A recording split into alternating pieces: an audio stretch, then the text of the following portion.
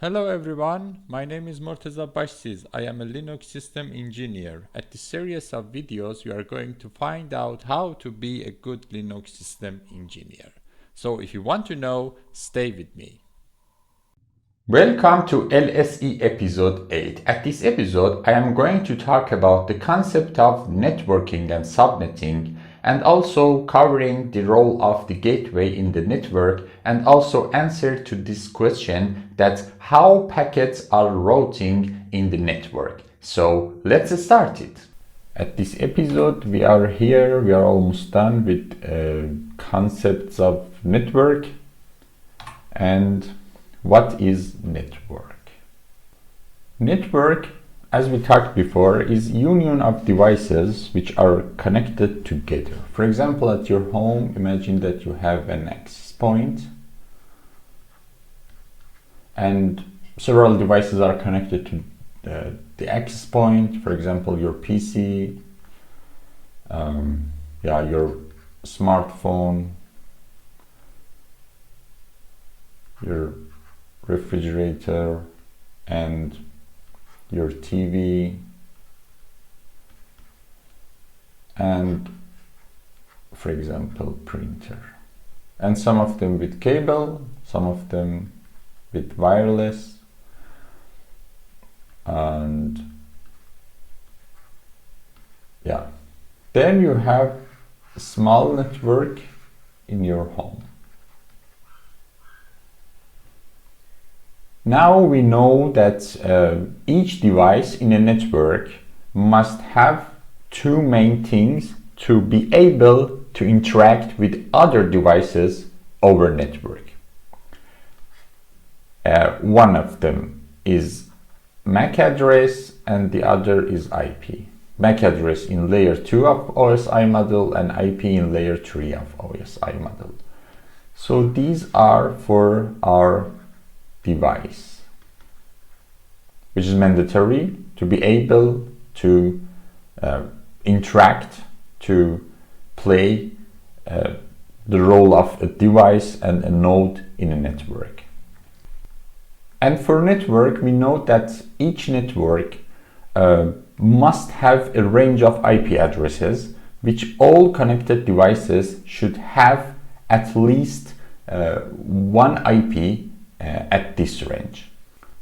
For example, at this network we have 192, 168, 50 up to 255. I mean the same. These three octets are the same, only the last octet is different. The range is this. And for network, we need to define a range. But how we can define it? Here we know that for a device, how we can define an IP address, or how the MAC address is defined. But for the range of IP addresses in a network, how we can define it? Definition of IP range in a network could be difficult and ugly if I define like this. Okay, my first and my last IP in a range is this, and every IP between the first and the last IP is in our network. Now I want to describe how the characteristic of range in network is defined with some examples. Okay, at this example, I converted the numbers, the decimal numbers, to binary to better understanding what's happened when we want to define the range of a network. Here at this example, I want to find out how many bits are same in the first and last IP at this range, for example. Okay, they are the same, they are same, and they are same. So I put a border here. Everything at the left side are same, and everything at the right side of the border are different. So the bits in right side of the border defines the IPs between range. So these are the bits that could be changed, and the other bits in the left side of my border are fixed in all IPs in the range, from the first IP to the last IP. So we can see that every IP between the first and the last IP that we choose will only affect and will only change the right side of our border in our range. I mean, the left side always is fixed and will not change anymore. So let's count how many bits are fixed in our network, in our range. We have 8 bits here, 8 here, and 8 here. So we have 24 fixed bits in our network. In our second example, here is the first IP and the last IP of our range. And where can I put the border? I see that till here everything is fixed. Okay, so here is the fixed part, and in the left side and in the right side we have everything that could be different. And here, how many bits are fixed? Let's count. We have 8 bits here and 8 bits here. So we have 16 fixed bits in this example. And this is the definition of subnet. And this is how we define a network. So at this example, we have our network will be defined like this: 192, 168, 5, 0, the first IP, and then a delimiter with slash and the number of fixed bits in our range. So when I see something like this, okay, 192, 168, 5.0/24, now I can understand that what is the range of this IP, this network. And in another example, we have the definition of our range like this: /16.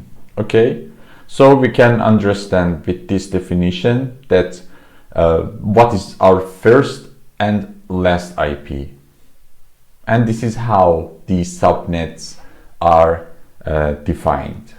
And in every network that you are going to define it, please pay attention. The first IP and the last IP are not usable in any device in the network. So you cannot have, for example, at this network, in /24 network, you cannot have this IP 192.168.5.0 in any device, because the first IP is the ID of the network, as you can see in the definition of this network, and the last IP belongs to broadcast. And what is broadcast? We will we will learn about it in next episodes and in the next chapters. And for example, at this network, we cannot find or we cannot have any device by this IP, by the first IP and the last IP. Okay, so the first and the last IP in every network is not usable in any device. So in definition of the range in network, we have two main parts separated by slash. The first part is an IP and the second part is a number, a digit. And the first IP is network identifier, and the number after slash called CIDR, classes interdomain routing. So till now for CIDR we have the smallest network till now 24, 16 and 8. What does it mean? Here we have IP 0.0/24. Here we have 16 bits, so we have 2 octet /16, and here we have 1 octet. 0.0.0/8. And this is the CIDRs that we have, and we have another CIDR which is /32, which means all the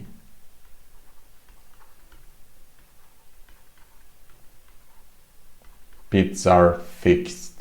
And what does it mean when we want to define a single IP and it is not the range? For example, one of the use cases, when you want to block, when you want to drop all traffics from a single IP, or when you want to define a route in your networking, it is really common for single IPs to use /32, and this is only for single IP.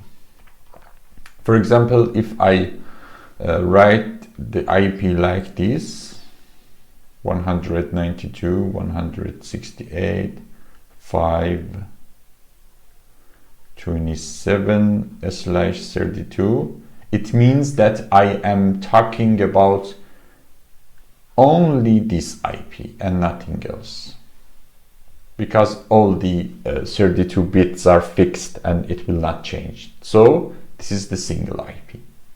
For example, at this CIDR /24 we have 256 IPs. Okay, in /16 we have 256 multiple 256, and it equals this number. And for this range we have 256 power of 3, and it is equals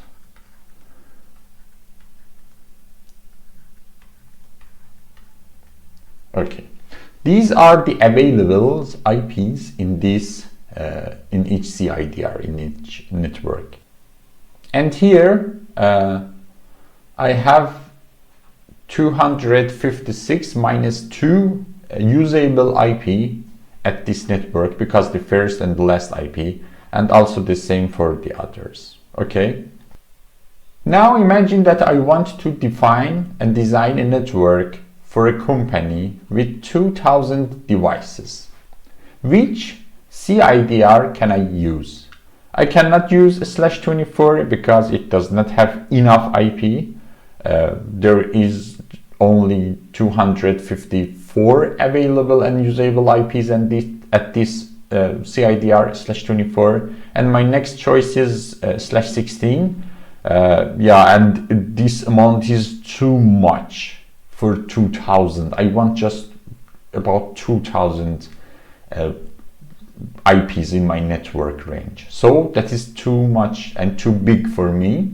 And what is the solution? How can I use the network range in my company? Imagine that I want to have two different networks in my company. For example, one network with 2000 nodes, 2000 devices for private one, and I want to have another network with 4000 devices for example private 2. These are my networks, and how can I use them and how can I define them?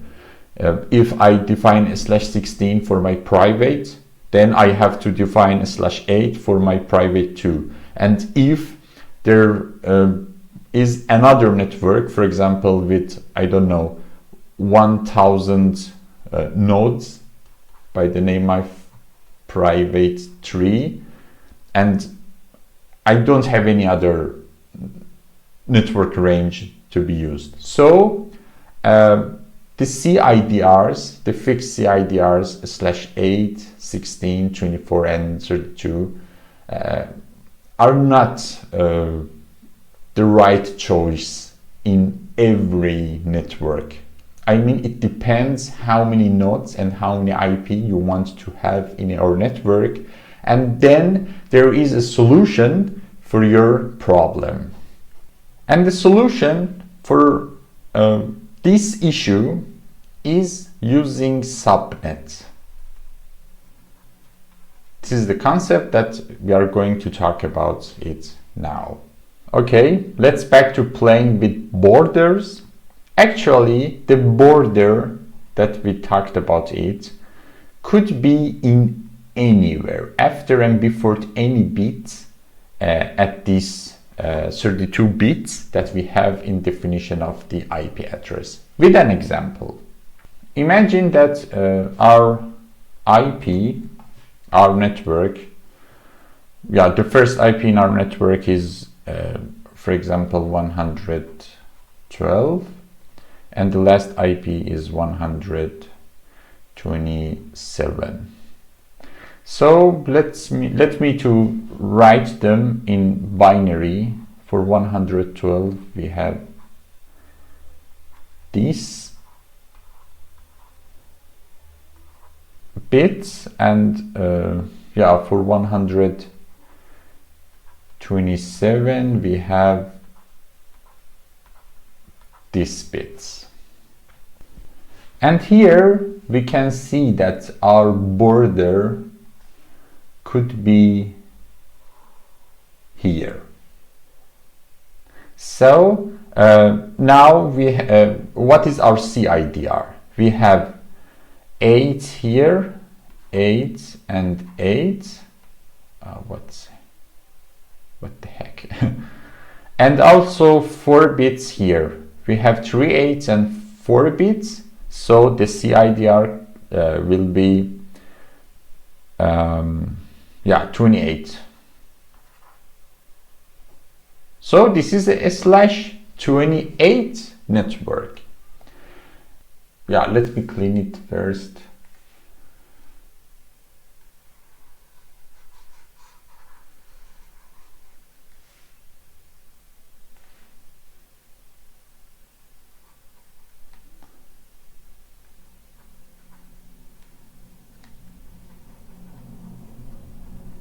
Imagine that we have 4 here, from 4.0 to 5.255.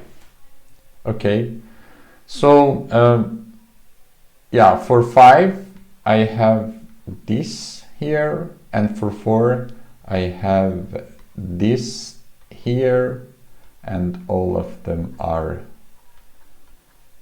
0, and all of them are 1 here.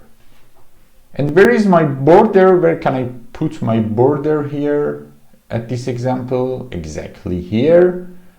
This is the fixed part and this is a diff part. So I have 2 8, 8, 16, and 7 here. So this is a slash 23 network.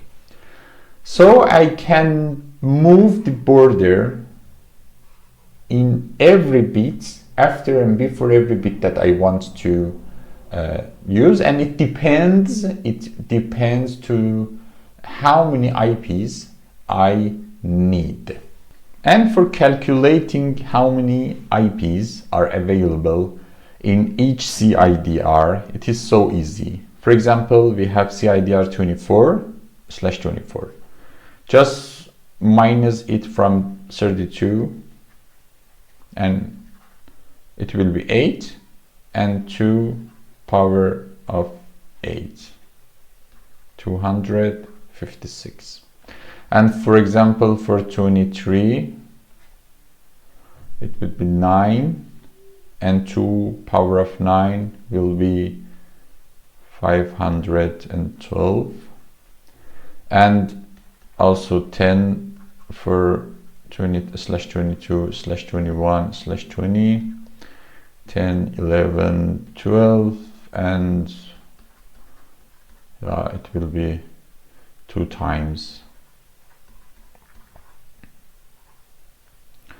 So in /21 I have 2024 available IPs.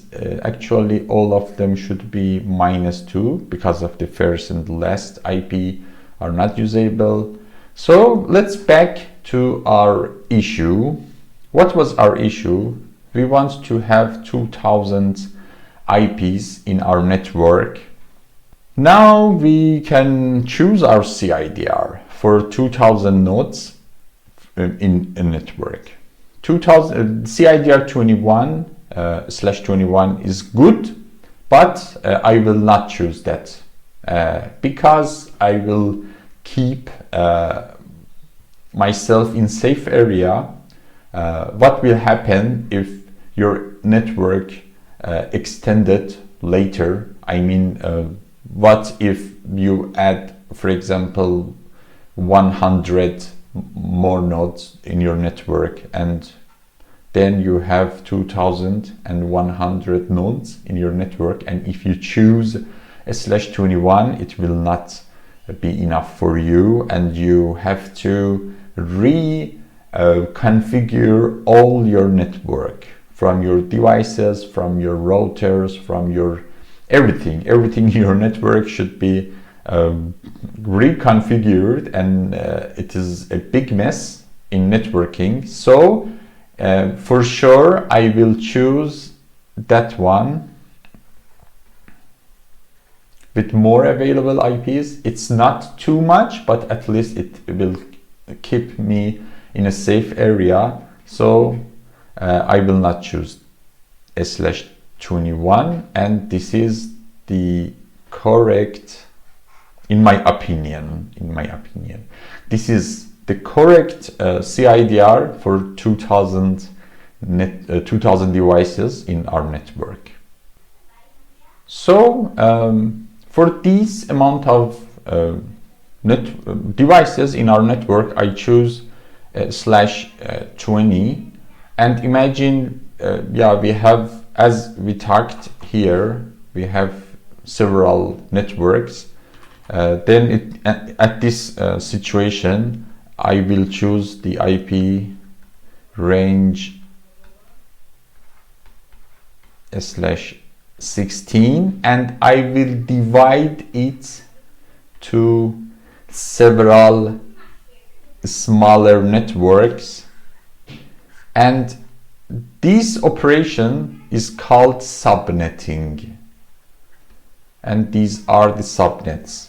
I don't use whole the /16 for one single subnetwork, and I divide it in several, for example, I don't know, 23, one of them /22, and the other, for example, /24, and blah blah blah blah blah. Okay, so I could have several networks, and they are completely different from each other, and I can use them in different separate networks, and yeah, everything is fine. So till now we have talked about the subnet, CIDR, and also we have another thing here, another definition by the name of subnetmask. And what is it? Subnetmask is another way to define a network, exactly same CIDR. And for example, I want to define this network. This is 5. 0/24 with subnet mask. I have 24 here, then I put 24 1 in bits,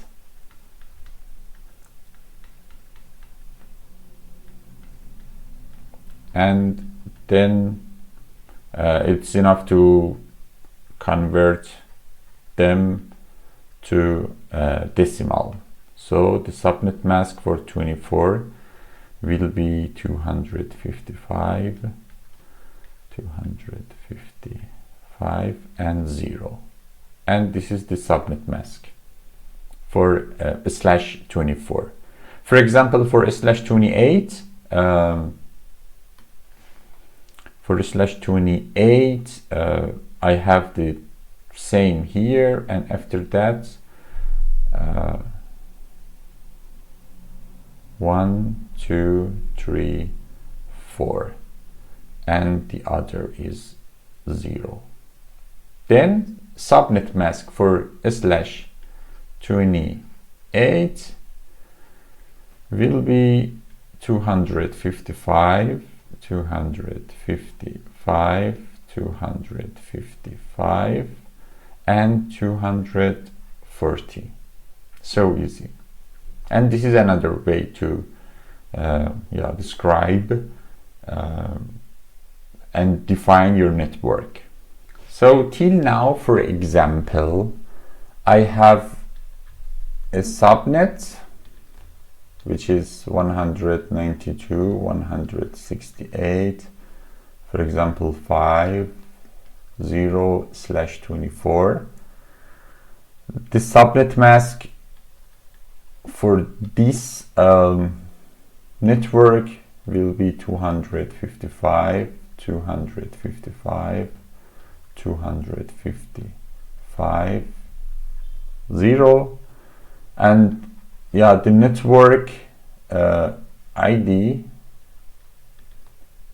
here is 192, 168, 5, 0. The first usable is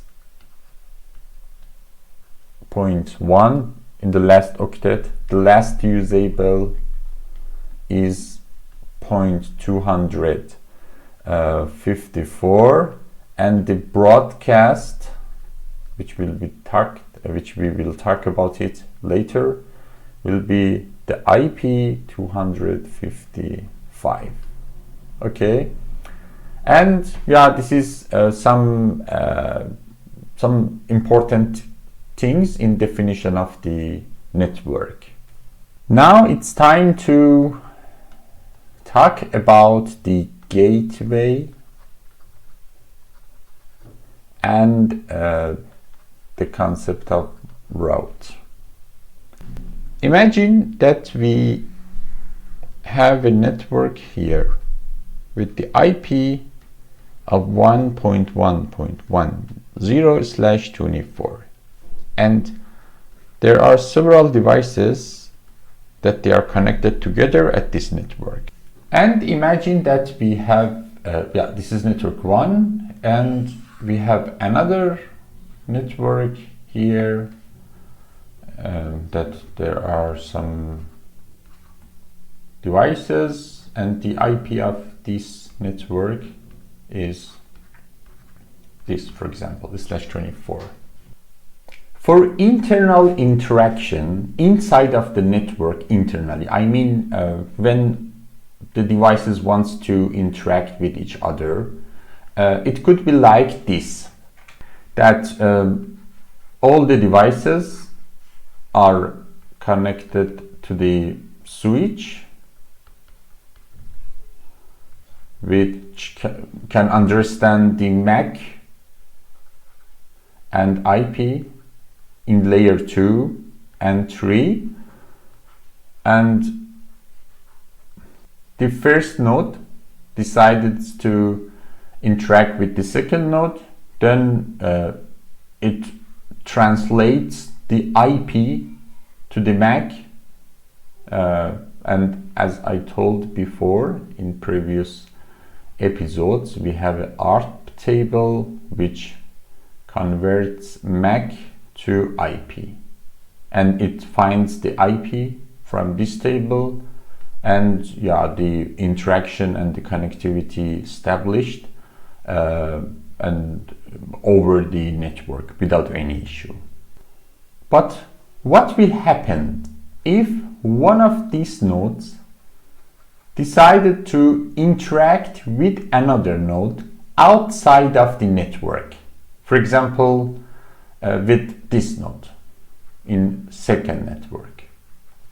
At this case, we need a device in network which has two IPs.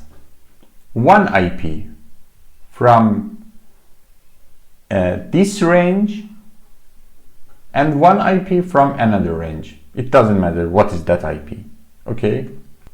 And also same node here.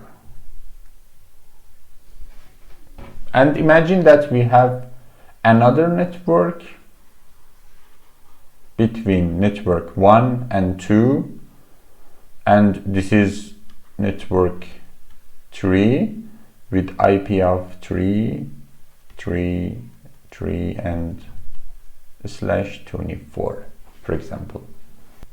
So this device at this network, which has two IP, one from this range and one from this range, for example, the IP here is 111, for example 254, and from here is 333, for example 1, and then another in another network we have the same, for example 254, and the other side of the node is, for example 333, for example 2. These devices, for example, this device I call G1, and for this device I called it G2.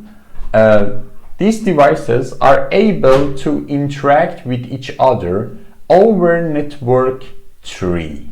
The devices which are responsible for transferring data between inside and outside of the network calls gateway. At this example, when this node wants to reach this node in another network, it forwards the packet to the gateway, and gateway detects, okay, these packets is for network number 2, and it forwards the packet to the gateway of the network number 2, G2, and then it receives the packet and checks the destination. The destination is 2, 2, 2, 10, and it finds the host and forwards the packet to the destination host.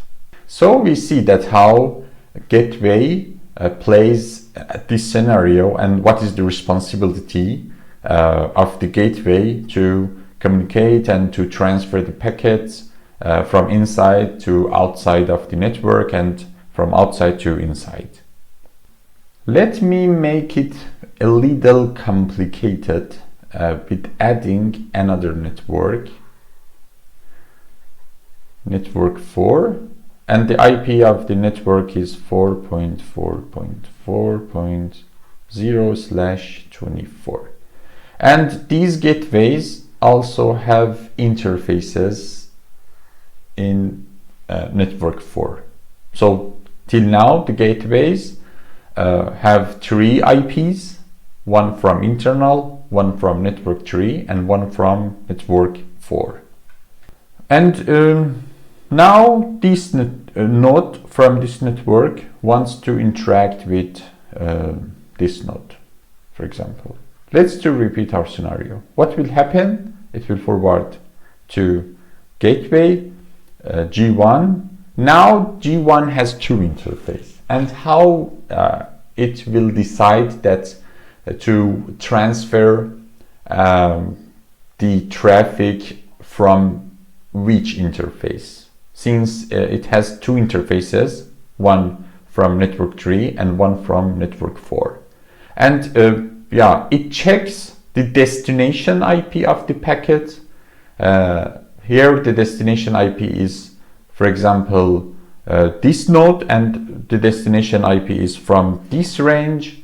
So it knows that if a packet wants to reach to destination from this IP range, this network, it should be transferred to G2, and it transferred the packet to G2, and then G2 transferred packet to the destination node.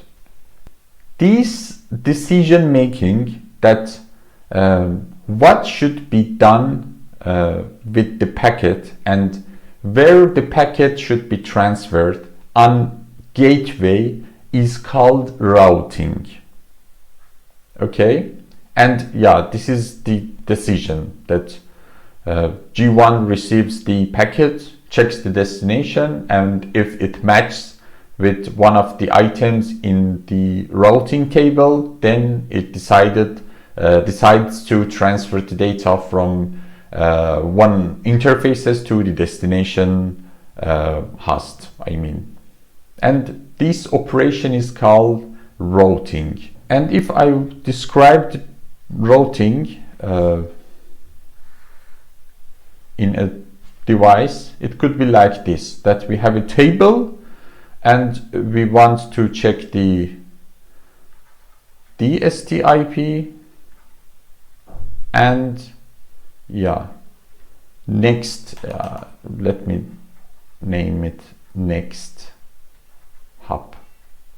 Okay, so the router has a table that checks, for example, this is for G1, and it knows that if the destination IP is for 2.2.0/24, the next hop is G2, for example. And if the, for example, destination host is, for example, 4.4.4/24, the next hop, for example, is G3, and then it forwards the packets to other. And this is a simple example of routing table. And the concept of routing, it's so important concept in networking. Just as an example, imagine that we have several routers in all over of the world, and they are updating their routing table dynamically, and this routing table should be updated in all routers in all over of the network. And there is a lot of protocols, there is a lot of tools to handle routing in all over of the internet. And we are done here.